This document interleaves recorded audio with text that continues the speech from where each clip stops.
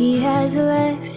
Had some time to self-reflect, so now I'm writing this to you.